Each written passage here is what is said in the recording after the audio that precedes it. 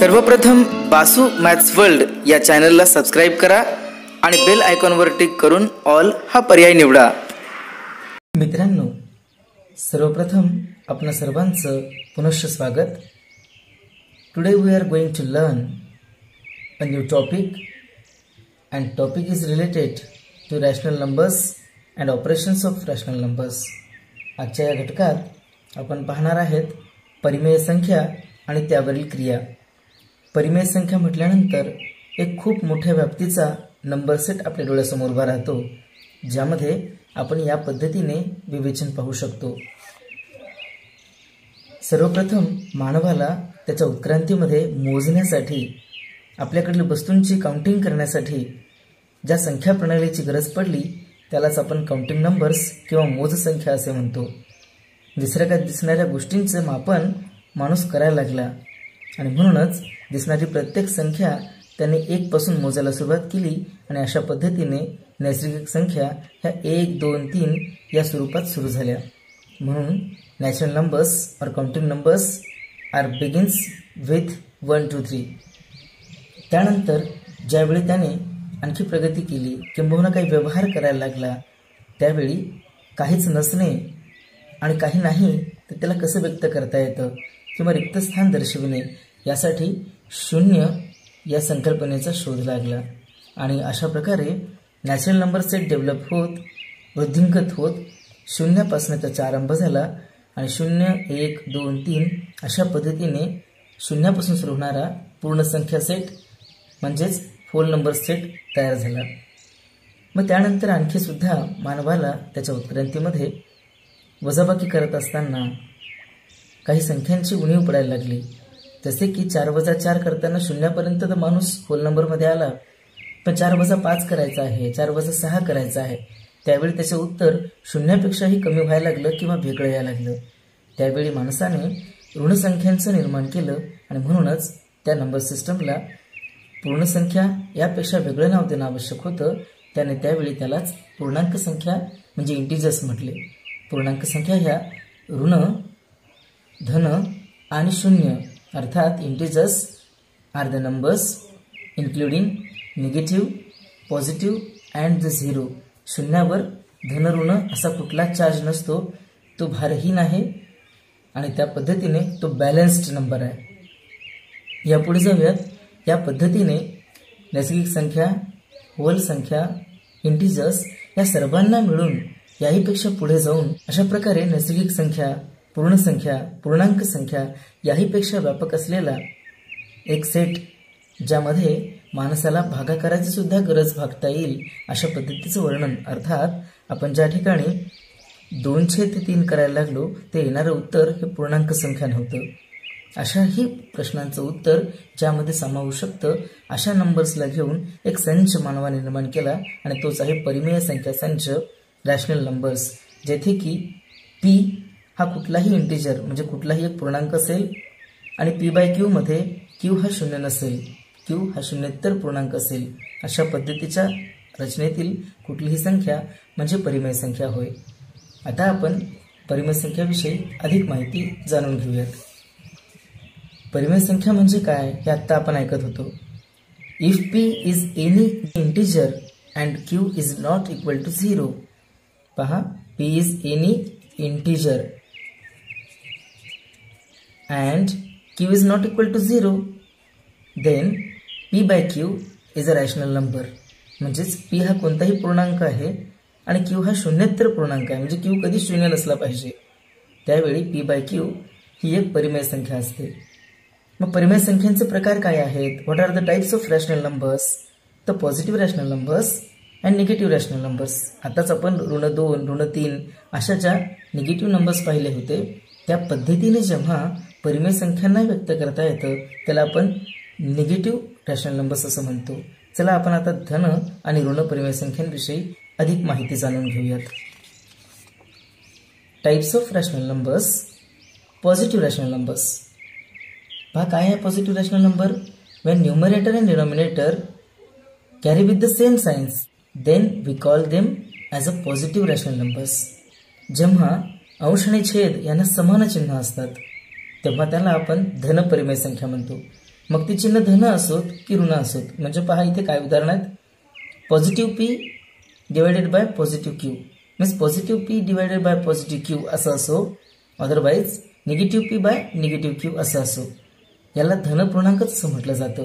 कधी कधी हे धनसंख्या दोघांच्या मध्ये म्हणजे ही जी रेष जे बार जे छेदाचं चिन्ह दाखवले त्याच्या डावीकडे दिलं जातं, किंबहुना धन हे चिन्ह देण्याचीही गरज नाही म्हणून पी बाय क्यू असं सरळ सरळ लिहिलं जातं.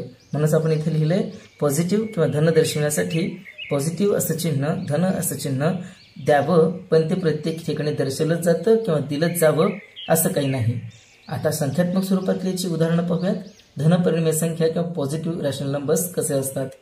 पहा आता इथे 2/3 असं लिहिता येतं, पॉझिटिव्ह 2/3 असं लिहिता येतं किंवा पॉझिटिव्ह 2/3 असंही लिहिता येतं, किंबहुना निगेटिव्ह 2/3 अशा पद्धतीने अंश आणि छेदांना समान धनचिन्ह किंवा अंश आणि छेद दोन्ही ऋणचिन्हात जरी असतील तरी त्या संख्येला त्या परिमेय संख्येला धनपरिमेय संख्या किंवा पॉझिटिव्ह रॅशनल नंबर असं म्हणतात.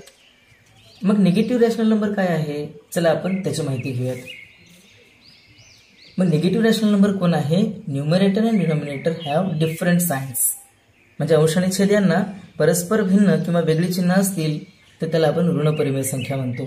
म्हणजे पहा काय असेल, ऋण पी छेद धन क्यू. आता खऱ्या अर्थानं असंच आपल्याला वाटू शकतं की धन पी छेद ऋण क्यू असेल तरी ते ऋण संख्या आहे. पण एक गोष्ट लक्षात ठेवा, काय केलं जातं, छेदामध्ये कधीही धन स्वरूपातच त्याचा न्यूमरेटर लिहावा, छेद लिहावा. छेदामध्ये ऋणसंख्येचं चिन्ह लावलं जात नाही आणि म्हणून ऋणसंख्या लिहिताना आपण ऋण पी बाय धन Q otherwise negative P by Q असं लिहावं. संख्यात्मक उदाहरण पहा. ऋण 3/2 means negative 3/2 otherwise negative 3/2 otherwise negative 3/2 अशा पद्धतीने लिहावं. पण 3/2 असं छेदामध्ये ऋणचिन्ह कधीही लावू नये. ठीक आहे, चला मग पुढे जाऊयात. आता आपण पाहूयात इक्विव्हॅलेंट रॅशनल नंबर्स म्हणजेच सममूल्य परिमेय संख्या. आता सममूल्य परिमेय संख्या पाहण्यापूर्वी आपल्याला एक गोष्ट आपण समजून घेतली पाहिजे आणि ती म्हणजे अतिसंक्षिप्त रूप means lowest terms. To reduce rational number to its lowest terms म्हणजे अतिसंक्षिप्त रूप देण्यासाठी एखाद्या परिमेय संख्येला संक्षिप्त रूपात आणण्यासाठी आपल्याला त्याच्या छेदाला आणि अंशाला समान संख्येने एकाच संख्येने भागावं लागतं, मसावीने भागावं लागतं. Means to reduce a rational number to its lowest terms its numerator and denominator must be divided by their HCF. म्हणजे एखाद्या परिमेय संख्येच्या अंश व छेदाला त्यांच्या मसावीने भागलं असता येणारं रूप म्हणजे अतिसंक्षिप्त रूप होय. उदाहरणार्थ पहा इथे 12/20 आहे. 12/20 अतिसंक्षिप्त रूप काय असणार आहे, पहा इथे काय भाग देता येईल, बेसख 12 बेदाहे 20 मग बेत्रिक 6 आणि बेपंचे 10 अशा पद्धतीने 3/5 हे 12/20चे अतिसंक्षिप्त रूप आहे. आता दुसरं काम, इथे 100/40 आहे की नाही, 100लाही परत भाग देता येतो आपल्याला. म्हणजे 20 100 20 दुनी 40 means 5/2 is the lowest term of this 100/40. आता इथे 75/25 दिसत आहे. तुम्हाला भाग मोठे द्यायचे नसतील किंवा एकदमच ते पाढे येत नसतील तर गोंधळून जाऊ नका. आपण 5×5=25 5×1=5 आणि उरले 2 म्हणून 5×5=25 अशा पद्धतीने सुद्धा छोट्या छोट्या संख्यांनी भाग देऊ शकतो. मग आता परत भाग जातो का हे आपल्याला पाहणं आहे. मग परत आपल्याला 5ने भाग देता येईल कारण इथे एक स्थानी 5 दिसतोय. मग 5×1=5 आणि 5×3=15 अशा पद्धतीने 3/1 हे त्याचं लोएस्ट टर्म किंवा अतिसंक्षिप्त रूप तयार झालं. आता या ठिकाणी 68/17 आहे. 17 ही एक प्राईम नंबर आहे, मूळ संख्या आहे. आपण त्याची चर्चा परत करणार आहेत मूळ संख्या म्हणजे काय वगैरे. मग आता इथे 17नेच भाग देणं आवश्यक झालं म्हणून 17×1=17 आणि 17×2=17 and 17×4=68 so that 4/1 is the lowest term of this number. अशा पद्धतीने आपण सममूल्य अपूर्णांकाच्या पूर्वी अतिसंक्षिप्त रूप कसं करतात त्याची चर्चा केली. आता ह्याचा उपयोग आपल्याला इक्विव्हॅलेंट फ्रॅक्शन्समध्ये कसा होईल ते पाहून घेऊयात.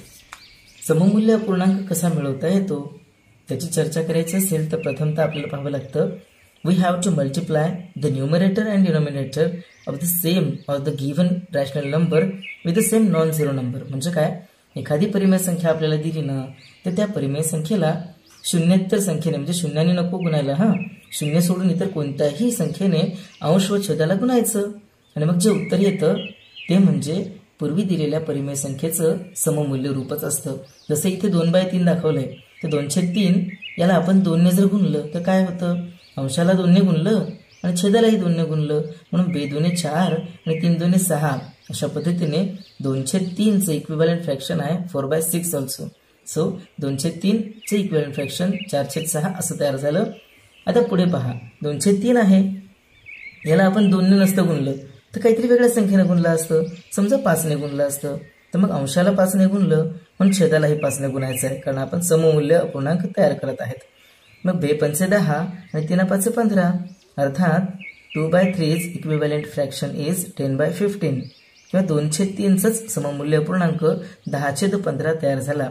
तुम्हाला अंक आणि संख्या वेगळ्या जरी दिसल्या तरी अतिसंक्षिप्त रूप केल्यानंतर परत 5×2 10, 5×3 15 असं 2/3च शिल्लक राहतं. आणि म्हणूनच आपण सममूल्य अपूर्णांक काढण्याच्या पूर्वी, इक्विव्हॅलंट फ्रॅक्शन पाहण्याच्या पूर्वी अतिसंक्षिप्त रूप किंवा लोएस्ट टर्म अभ्यासली आहे. ठीक आहे. मग आणखी एक पद्धती काय आहे, म्हणजे सममूल्य अपूर्णांक मिळवण्यासाठी एक पद्धत होती गुणाकार करणे, मग एक आहे भागाकार करणे. अतिशय छान, खूप हुशार आहात.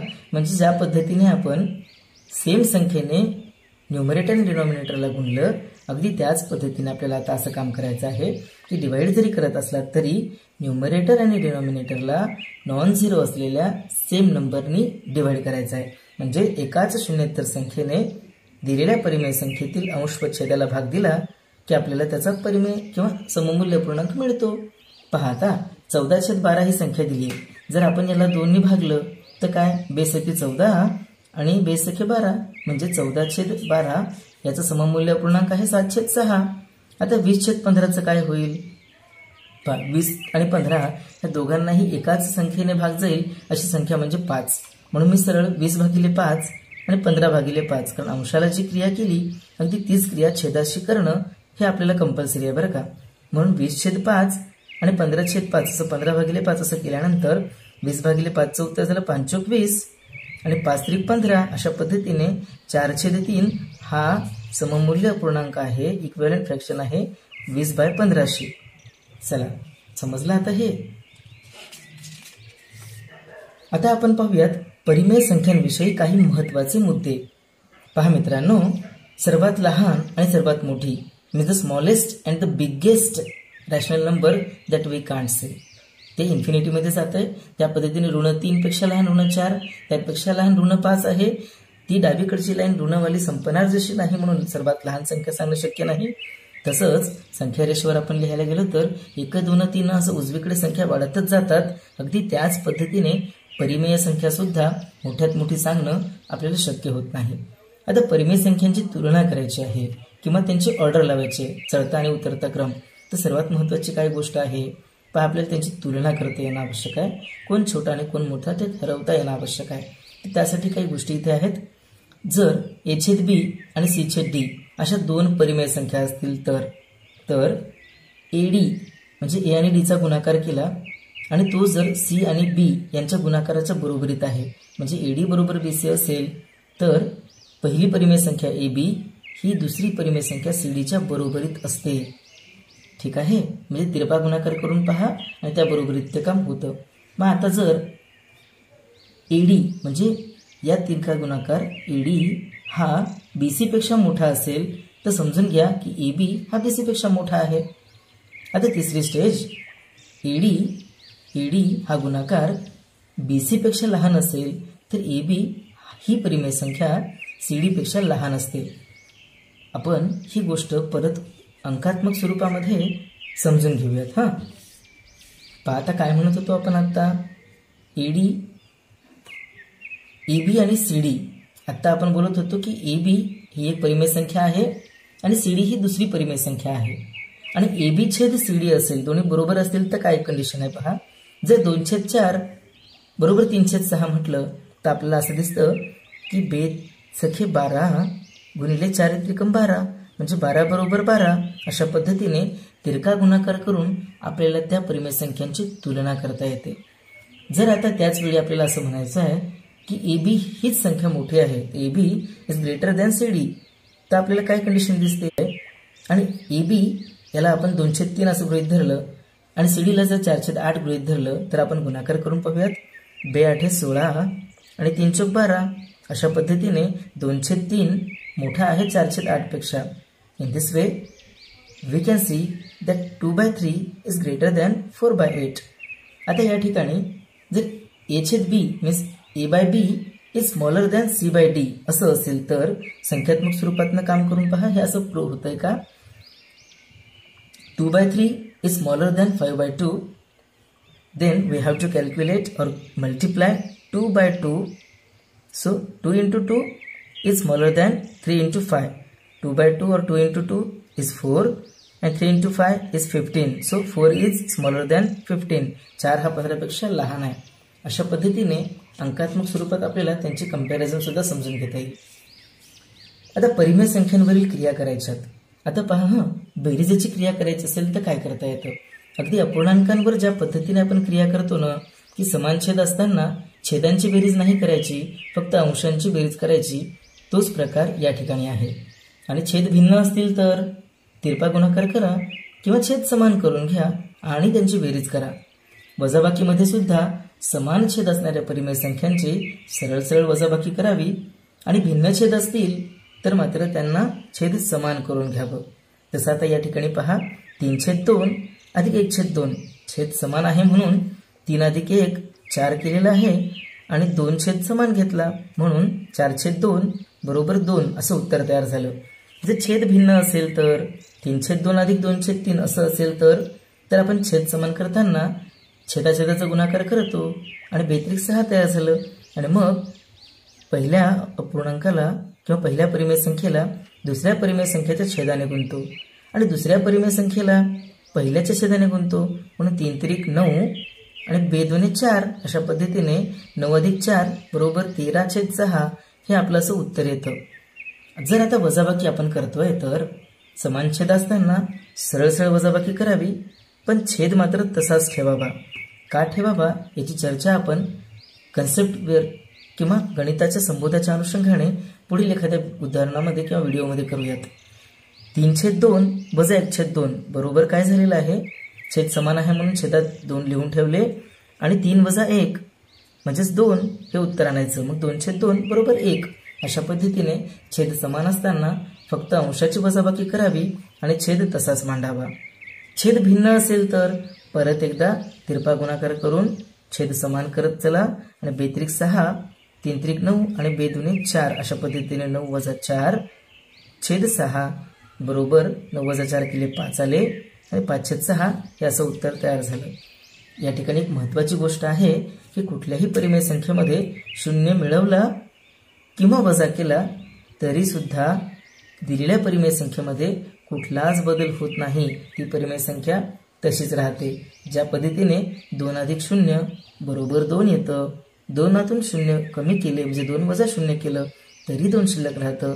अगदी तोच नियम, तीच पद्धत परिमेय संख्याच्या शून्याच्या क्रियेच्या बाबतीत बेरीज आणि वजाबाकी करताना लागू आहे. आता विरुद्ध संख्या म्हणजे काय? खऱ्या अर्थानं A/B ची विरुद्ध संख्या म्हणजेच ऋण A/B. ज्या ठिकाणी आता आपण पॉझिटिव्ह आणि निगेटिव्ह इंटिजर्स पाहिले किंबहुना पॉझिटिव्ह आणि निगेटिव्ह रॅशनल नंबरची चर्चा केली, त्याचा इथे खूप छान फायदा होईल बरं का. जर दिलेली परिमेय संख्या पॉझिटिव्ह आहे तर तिला निगेटिव्ह करून लिहिलात तर तुमची ती ऑपोजिट परिमेय संख्या किंवा ऑपोजिट रॅशनल नंबर तयार होईल आणि ऋण परिमेय संख्येची विरुद्ध संख्या धन परिमेय असणार आहे. म्हणजेच फक्त विरुद्ध संख्येमध्ये आपल्याला त्यांच्या चिन्हांची अदलाबदल करावी लागते. चिन्हांची अदलाबदल केली की आपल्याला परस्पर विरोधी रॅशनल नंबर्स किंवा परिमेय संख्या मिळतात. विरुद्ध संख्यांची बेरीज ही नेहमीच 0 येते, अर्थात 3 अधिक ऋण 3 बरोबर 0 हा नियम इथे लक्षात घ्या. आणि विरुद्ध संख्या म्हणजेच बेरीज व्यस्त होत बरं का. विरुद्ध संख्येला बेरीज व्यस्त म्हणतात, त्यालाच आपण ऑपोजिट रॅशनल नंबरला ॲडिटिव्ह इनव्हर्स असं म्हणतो. तर गुणाकार व्यस्त म्हणजे काय, तर तो म्हणजे रेसिप्रोकल किंवा मल्टिपल इनव्हर्स, अर्थात A/B चा गुणाकार व्यस्त B/A म्हणजे 2/3 चा गुणाकार व्यस्त 3/2 ही प्रक्रिया. आणि गुणाकार व्यवस्थांचा गुणाकार नेहमी 1 येतो, ही बाब या ठिकाणी तुम्ही लक्षातच ठेवा. चला पुढे जाऊयात. परिमेय संख्यांचा गुणाकार आणि त्याचे नियम. तुम्ही वारंवार ऐकत असाल की धन ऋण ऋण झालं असं काहीतरी होत असतं. तर अशा गोंधळात पडण्यापेक्षा या ठिकाणी मी तुम्हाला चित्रात्मक, अंकात्मक आणि एक ट्रिक देणार आहे बरं का, ती समजून घ्या. काय आहे पहा. परिमेय संख्यांचा गुणाकार करत असताना धन आणि धनसंख्यांचा गुणाकार हा धन येतो. तर धन आणि ऋण संख्यांचा गुणाकार केला तर तो ऋण होतो. ऋण ऋण संख्यांचा गुणाकार धन होतो, तर ऋण आणि धनसंख्येचा गुणाकार ऋण होतो. म्हणजे समान चिन्ह असलेल्या संख्यांचा गुणाकार केला तर धन आहे, मग ते धन धन असतील तरी ऋण ऋण असतील तरी धन.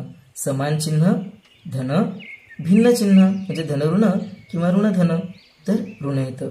समान चिन्ह असताना धन तर भिन्न चिन्ह असताना ऋण येणं, ही एक गोष्ट या ठिकाणी तुम्ही लक्षात ठेवा. आणि उदाहरणातून समजून घेऊ. 4 गुणिले 3 अर्थात 4/3 किंवा 4 × 3 12. But 4 × -3 is equal to -12. -4 × -3 equals to +12 and -4 × +3 equals to -12. 4 गुणिले 3 म्हणजे धन 4 गुणिले धन 3 म्हणजे धन 12. पण 4 ला ऋण 3 ने गुणला असता उत्तर 12 आहे, पण ते ऋण असणार आहे कारण धन आणि ऋणाचा गुणाकार झाला. मग ऋण ऋणाचा गुणाकार म्हणून ऋण 4 गुणिले ऋण 3 धन 12 आणि ऋण 4 गुणिले धन 3. आता इथे चिन्ह विरोधी आहेत म्हणून ऋण 12. आता या पद्धतीची ट्रिक आपण समजून घेऊ. काही जण तुम्हाला या ट्रिक बाबत मित्र आणि शत्रू हे शब्द वापरून सांगत असतील, हे की नाही. आता सध्या तुम्हाला याही शब्दांनी आपण सांगूयात. म्हणजे मित्र जर धन असेल तर शत्रू म्हणजे ऋण. म्हणून मित्राचा मित्र आपला मित्र असतो की नाही. मग मित्राचा मित्र म्हणजे मित्र आणि मित्राचा शत्रू शत्रू. शत्रूचा शत्रू हा मित्र आणि शत्रूचा मित्र म्हणजे आपला शत्रूच असतो. खरं तर राजकारणी किंवा असं म्हणूयात आपण की राजघराण्यातली लढाईची भाषा झाली बरं काही. अशा लढाईच्या भाषेत शत्रू मित्रापेक्षा आपले सर्व मित्रच आहेत ना. अजात शत्रू व्हायला काय हरकत आहे. म्हणून मित्र आणि शत्रू या शब्दांना जरी तुम्ही कुठे ऐकलं असेल तरी त्यापेक्षा एक चांगली युक्ती किंवा चांगल्या शब्दातली संकल्पना मी तुम्हाला इथे सांगू इच्छितो. पहा, सही आणि गलत या शब्दांचा आपण उपयोग करू. धन म्हणजे सही किंवा पॉझिटिव्ह म्हणजे सही आणि निगेटिव्ह म्हणजे क्या कमाल होता है. सही को सही कहना सही होता है. ध्यान से देखिए दोस्तों, सही को सही कहना सही होता है, सही को गलत कहना गलत होता है, गलत को गलत कहना सही होता है और गलत को सही कहना गलत होता है. मजा आली ना. म्हणून की नाही आजपासून ही गोष्ट लक्षात ठेवायला खूप आवडेल तुम्हाला. सही आणि गलत या पद्धतीने तुम्ही या गुणाकाराचे नियम फक्त एक ट्रिक म्हणून लक्षात ठेवा बरं का. पण याची संकल्पना काय आहे, याच्या मागचा संबोध काय आहे, याची चर्चा आपण पुन्हा एका व्हिडिओमध्ये करणार आहेत. आता परस्पर विरोधी क्रियांबाबतची पद्धती काय आहे ते पहा. तर या ठिकाणी आपण परस्पर विरोधी संख्यांबाबतची पद्धती समजून घेणार आहेत. एका परिमेय संख्येतून दुसरी परिमेय संख्या वजा करणे म्हणजेच पहिल्या परिमेय संख्येमध्ये दुसऱ्या संख्येची बेरीज करणे होय. पहा काय म्हणतोय आपण. 2 + 3 करणे म्हणजेच 2 मध्ये ऋण 3 मिळवणे आहेत. 2 + 3 काय उत्तर आलं असतं. आम्ही 2 + 3 करताना दोघांचे चिन्ह भिन्न म्हणून 3 + 2 करून उत्तर 1 लिहिणारी मुलं आहेत आणि मोठ्या संख्येचे चिन्ह म्हणून ऋण लावतात असं तुम्ही ऐकलं असेल की नाही. पण आता या ठिकाणी काय होतंय पहा गंमत. 2 + ऋण 3 अर्थात 2 पासून ऋण म्हटल्यामुळे डावीकडे 3 घरं आपण संख्या रेषेवर चाललो तर ऑटोमॅटिकच आपण पहा 2 1 0 ऋण 1 ऋण 2 अशाच संख्या रेषेवर आपण चालतोय. तर 2 पासून आपण 3 घरं 1 2 3 घरं डावीकडे गेल्यानंतर आपण ऋण 1 वर येतो. बस हीच ती गोष्ट आहे. आता एक दुसऱ्या नियमाच्या बाबत आपण चर्चा करूयात. एका परिमेय संख्येला दुसऱ्या परिमेय संख्येनं भागणं म्हणजेच पहिल्या परिमेय संख्येला दुसऱ्या परिमेय संख्येच्या गुणाकार व्यवस्थेने गुणणं. आता संख्यात्मक समाज समजून घ्या बरं का. हे समजलं म्हणजे खूप छान कळतं. आता 4/2 करणं म्हणजेच काय. 4/2 करणं म्हणजे 4 ला 2 ने भागण्यापेक्षा 4 ला 1/2 ने म्हणजे 2च्या गुणाकार व्यवस्थेने गुणणं होय. मग आता तुम्हाला वाटेल 4/2चं उत्तर तर बेदुने 4. मग आता इथे पहा बरं. 4 गुणिले 1/2 केले तर बेक बे बेदुने 4 म्हणजे परत एकदा बेक बे उत्तर येतं. अर्थात कोणत्याही परिमेय संख्येला दुसऱ्या परिमेय संख्येने भागणं म्हणजेच त्या परिमेय संख्येच्या गुणाकार व्यवस्थांनी गुणणं असतं. ठीक आहे, चला पुढे जाऊ. आता परिमेय संख्येचा भागाकार करण्याच्या काही छोट्या छोट्या नियमांची चर्चा आपण करूयात. म्हणजे पहा परिमेय संख्येच्या गुणाकारामध्ये आपण शून्याच्या गुणाकाराची चर्चा केली आहे का मित्रांनो? नसेल तर परत लक्षात घ्या. कुठल्याही परिमेय संख्येला शून्याने गुणाकार केला तर उत्तर 0 येतं. त्यामुळे गुणाकाराच्या बाबतीतला शून्याचा नियम तुम्ही अगदी लक्षातच ठेवला पाहिजे. आता परिमेय संख्येचा भागाकार म्हणजे काय करतोय? कोणत्याही परिमेय संख्येला दुसऱ्या परिमेय संख्येनं भागलं तर येणारं उत्तर परिमेय संख्याचं असतं. म्हणजे पहा 2/3 भागिले 4/5. आणि आताच आम्ही पाहिलं की भागिले करणं म्हणजे गुणाकार व्यवस्थेने गुणणं. राईट, मल्टिपल इनव्हर्सनी मल्टिप्लाय करणं. मग 2/3 गुणिले 4/5चा गुणाकार व्यवस्था 5/4 means the reciprocal of 4/5 is 5/4. So 2/3 is multiplied with 5/4 and so the answer is, पहा आता काय उत्तर तयार होतं. so the answer is 5 2s are 10 and 3 4s are 12, 10/12. so परत आपण 2 ने डिवाइड केलं तर b5 10 आणि b6 12. so the answer is 5/6. आणि अशा पद्धतीने 2/3, 4/5 and the answer 5/6 all are rational numbers. अशा पद्धतीने कोणत्याही परिमेय संख्येला दुसऱ्या परिमेय संख्येला भागला असता येणारं उत्तर हे परिमेय संख्याच असतं. आता पहा दुसरं काय काम आहे. 0 भागिले कोणतीही शून्येतर पूर्णांक संख्या घेतली म्हणजे 0 भागिले 0 नाही बरं का. शून्याला सोडून जर शून्याला भागलं आपण 0 भागिले कुठला तरी एखाद्या शून्या व्यतिरिक्त संख्या असेल तर उत्तर 0 येतं. पण कोणताही पूर्णांक आहे आणि भागिले 0 केलं तर ते डिफाईन करता येत नाही. पहा आता गणितातनं समजून घेऊयात. 0/2 उत्तर 0, 0/4 उत्तर 0. पण 2/0 किंबहुना 4/0 यावेळी मात्र उत्तर नॉट डिफाईन्ड, अव्याख्येय अशा पद्धतीने केलं जातं. ह्याची कारणं आपण नंतर आपल्या स्वतंत्र व्हिडिओतनं समजून घेऊ. सध्या तुम्ही या संकल्पनांना एक उजाळा म्हणून किंबहुना डोळ्याखालून चर्चा करायची म्हणून आपण याला समजून घ्या बरं का. आता या ठिकाणचा पुढचा नियम a/b भागिले a/b म्हणजे एखादी परिमेय संख्येला त्याच परिमेय संख्येनं भागलं तर येणारं उत्तर 1 असतं. आपण हे करतोच ना साध्या स्वरूपामध्ये. 2/2 1 येतं. अगदी त्यालाच आपण इथे 2/3 डिवायडेड बाय 2/3 इक्वल्स टू 1 असं म्हणत आहोत. म्हणजेच परिमेय संख्येचा भागाकार करताना कोणत्याही परिमेय संख्येला त्याच परिमेय संख्येनं भागलं असता येणारं उत्तर 1 येतं. चला आता पुढील चर्चा करूयात. Something important about rational numbers. परिमेय संख्यांविषयी आणखी काही महत्त्वाच्या बाबींची चर्चा या ठिकाणी करूयात. काय म्हणताय आम्ही? परिमेय संख्यांची बेरीज, वजाबाकी, गुणाकार, भागाकार असं कोणतीही क्रिया केली या बाबतीतली तर उत्तर परिमेय संख्याच येतं. छोट्यात छोटी आणि मोठ्यात मोठी परिमेय संख्या सांगता येत नाही. 2 परिमेय संख्या दरम्यान अनंत परिमेय संख्या असतात. म्हणजे 2 आणि 3 हे जरी संख्या रेषेवर आपण लिहिले ना तर या ठिकाणी 2.1, 2.2, 2.3 असं कितीही परिमेय संख्या तिथे बसतात. किंबहुना तुम्ही 0 आणि 1चा जरी विचार केलात तर 1/2 इथे आहे तर 1/3 त्याच्या लेफ्टला, 1/4 त्याच्या लेफ्टला. अशा पद्धतीने 1/2, 1/3, 1/4 अशा पद्धतीने आमच्या परिमेय संख्या मांडत गेलो तरी आपण 0 ते 1च्या दरम्यानच राहतो.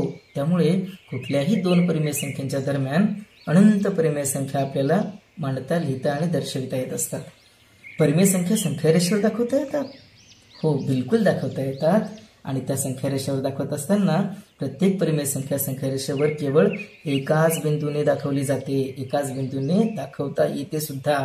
आणि संख्या रेषेवर उजवीकडील प्रत्येक परिमेय संख्या तिच्या डावीकडील प्रत्येक परिमेय संख्येपेक्षा मोठी असते.